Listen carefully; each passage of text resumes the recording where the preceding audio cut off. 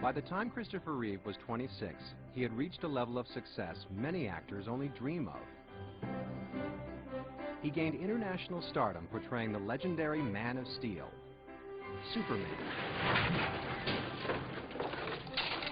He made his first Broadway appearance starring opposite Katharine Hepburn. We all went up and met with Katharine Hepburn for this play she was doing, and Chris walked in. Got it immediately, damn him. He really had a real light around him. At the same time Chris was on Broadway, he was conquering female hearts all over America as a soap opera star on television. I guess you can never forgive me for what I did to you.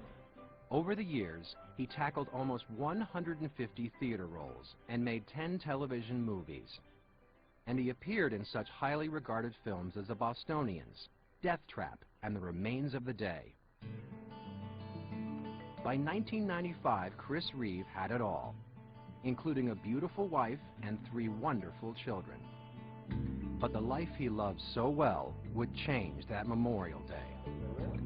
During a riding competition in Culpeper, Virginia, Chris was thrown from his horse and broke his neck. It was absolutely a freak accident. If I'd landed a little bit one way, I'd be dead. A little bit more the other way, I would have walked away from it. Christopher had the most severe injury at the highest level possible. He had what is called a complete spinal cord injury, where the spinal cord exits the brain. Once I got past the regret, there was time to say, okay, here's the hand you've been dealt. Now what are we going to do with it? Hi everybody, how you doing? What Chris has done with it is extraordinary. He put a face to spinal cord injury for the first time for the American public. And he showed such courage when he did that, that, you know, everybody's hearts opened up to him. He gave something to those with spinal cord injuries that they had never had before. He said the first thing was hope. Everything else followed. Nurturing that hope required money, and by the spring of 2004, Chris's foundation had raised $47 million. Dollars that fund cutting-edge research to find a cure for spinal cord injuries. I think he has inspired a generation of scientists to work very, very hard. And we're closer to getting therapies for people than ever before. And for Chris and his wife Dana, it's not only about the cure, it's also about care. Their foundation provides quality of life grants that help people who are paralyzed. Whether it's brain trauma or stroke or MS or ALS, you know, we cover anything to do with paralysis. So it's not just spinal cord injury. That affects 8 million Americans. What's wonderful is that Chris is strong enough to be able to rise above a really tragic situation and is able to find the good and carry on. Christopher Reeve was born in New York City on September 25, 1952. The first child of Barbara and Franklin Reeve. My mother was only 20 when I was born, and my father was 24. He was a Russian scholar, a translator, and also a poet, a novelist. He taught first at Columbia and then at Yale and Wesleyan. A year later, Chris's brother Benjamin followed. But when Chris was 4, his parents divorced, and his mother moved the boys to Princeton, New Jersey.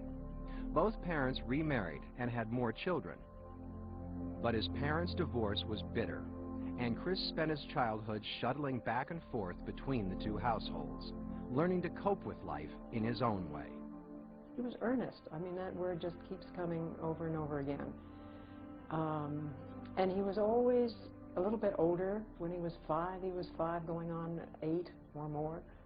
I think that I wanted to be a grown-up, to sort of get my childhood past me, to have, you know, real independence, to go out on my own. An avid reader, Chris devoured books on his childhood heroes, Harry Houdini and Charles Lindbergh. I think you only need to take Psych 101 to figure out where you're going with that. Escape and flight, you know. From early on, he found his escape on the stage. At Princeton Day School, he appeared in class plays, even while excelling in both academics and sports. When he was in 4th grade, Chris was cast as a chorus member in a production of a Gilbert and Sullivan operetta at Princeton's professional theater, the McCarter. The show changed his life. That was a big wow for him. And I really think the seeds of wanting to go on the stage, go back to when he was 9 in that production. The key to unlocking your imagination by being in the theater, that was really important in shaping me. The prestigious Summer Theater in Williamstown, Massachusetts offered Chris an apprenticeship when he was only 15. But I thought I was 25. I really, I thought I was an adult, and I could, sort of hang in there with the best of them. I think the stage became a neutral ground for him, a place where he could be neither what he thought his mother expected him to be, nor what his father expected him to be. It was a place where he could be himself. After graduating from high school, Chris headed for Cornell University, located in upstate New York. I went to Cornell because it gets snowed in from October to May, and you have to study, and you won't be distracted by going down to New York looking for work. So what I did is every spring I'd go down to New York and audition for a summer job. Those summer jobs included working at the San Diego Shakespeare Festival and going on tour. But even during college semesters, he spent a lot of time away from Cornell. I think it was his sophomore or his junior year, he said, I'd like to go and tour English, French and English repertory theaters, and I'll write you a paper, and perhaps that could count. By his senior year of college, Chris was ready to move on. He applied to the Juilliard School in New York, a school known for its first-class drama faculty and its tough admission policies. He was one of several advanced students admitted in 1973. Chris was promising not only because he was talented, but he was very tall, very imposing, quite handsome, with a tremendously good voice, and certainly somebody who had presence and clearly had a career ahead of him. That fall, Chris began studying at Juilliard. Chris came in and everybody was just terribly jealous of him, threatened by him. All the girls thought he was gorgeous, which he was. I mean, he looked like he walked right out of Mount Rushmore. Chris and Stanley Wilson became close friends. That friendship soon grew to include another student, Robin Williams. Robin was, from Mars, and I was a hippie from Texas, and we were much more outwardly insane than Chris, but we had a great time because we kind of complemented each other nicely. To pay for his second year at Juilliard, Chris took a role in the soap opera Love of Life. He played the duplicitous Ben Harper, a bigamist. I guess you can never forgive me for what I did to you. Ben, I have.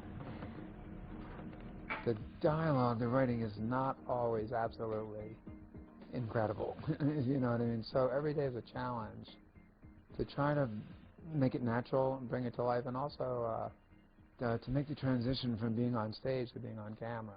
His character of Ben Harper became so popular with viewers that the producers increased Chris's role. Soon he found he could no longer keep up with the demands of his busy life. He had to choose between doing the soap opera and making some nice money and getting some camera training, or going back for his last year at school. He took the soap. With the income from the soap, Chris was able to pursue another lifelong passion, his love of flying. When I was in my stroller, I would get whiplash from looking at the planes going overhead. I've always been fascinated with flying. Earning his pilot's license at 21, Chris spent many hours in the air. He shared his enthusiasm with another friend from acting class. It was very quickly afterwards that we became very good friends, had the same interests. Both of us had a very passionate interest in aviation. Chris's passionate interest in his career was paying off as well. In 1975, even as he appeared on Love of Life, he won his first role on Broadway, playing the grandson of Katharine Hepburn in A Matter of Gravity. But Chris almost didn't get past the audition. Miss Hepburn and the producer Robert Whitehead were out in the audience, out in the dark. And as Miss Hepburn, before I began, I'm sure my grandmother, Beatrice Lamb, would like to be remembered to you. Now, of course, you remember that you were classmates with Bryn Mawr, and there was this silence. And then I hear from the auditorium, "Oh, Bea, I never could stand her." Even so, they hired him on the spot, and Chris ended up learning a lot about acting from his legendary co-star. The magic of Katharine Hepburn, at least in part, was that she never did the obvious. Often she would laugh when you'd expect her to cry, and vice versa, look away when you expect her to make contact, and she would change things from performance to performance.